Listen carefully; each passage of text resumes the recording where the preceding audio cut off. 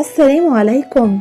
ازيكم عاملين ايه؟ النهارده جايه لكم بطريقه الكيك الاسبونج البيتي، ارتفاع اكتر من 10 سنتي واوفر بكتير من الجاهز، لون وقوام وشكل جنان. انا فاطمه ودي قناتي على اليوتيوب اسمها الحلو الحادق مع فاطمه. لو انتي اول مره تشوفيني حطي لي لايك وشير وسبسكرايب لقناتي. يلا بينا نشوف الوصفه، يلا بينا.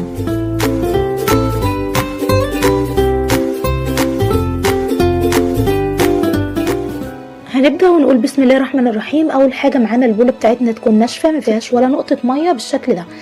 المقادير بتاعتنا معانا 6 بيضات، معانا كوبايتين من الدقيق، معانا معلقتين صغيرين من النشا، معلقتين كبار من النشا، ونص كوباية من السكر، ونص كوباية من المية، وذرة ملح، ومعلقة صغيرة من البيكنج باودر، ومعلقتين صغيرين من الخل، ومعانا ظرفين من الفانيليا. اول حاجة حطينا البيض وهنبدأ نحط السكر بالتدريج لحد ما السكر بتاعنا يدوب تماما خالص، والبيض يبدأ بقى يعمل فوليوم معانا.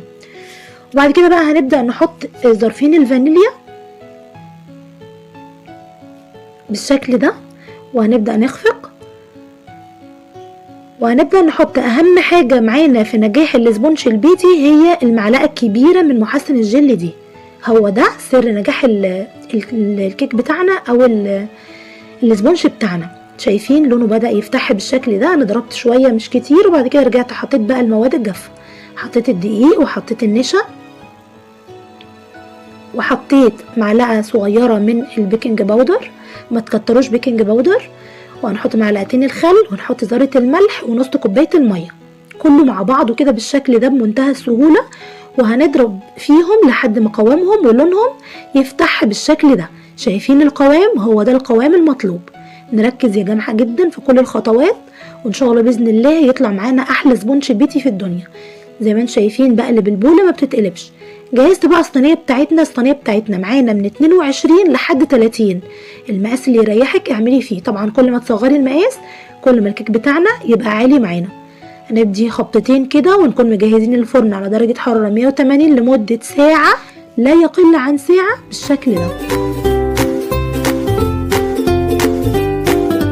يلا بقى نشوف الكيك بتاعنا بعد ما عدى ساعة عليه في الفرن بالشكل ده. طالع ما شاء الله اللهم بارك، ارتفاع جميل جدا وشكل وقوام بجد الكيك تحفة جدا واقتصادي، ومش قادرة اقول لكم جماله.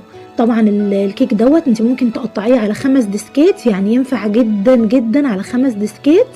انا قطعته على 3 ديسكات، طبعا انتوا متعودين قطعته معاكم كذا مرة، فانا قطعته على 3 ديسكات. انا حابة يكون الديسكات بتاعته كبيرة او سميكة بالشكل ده.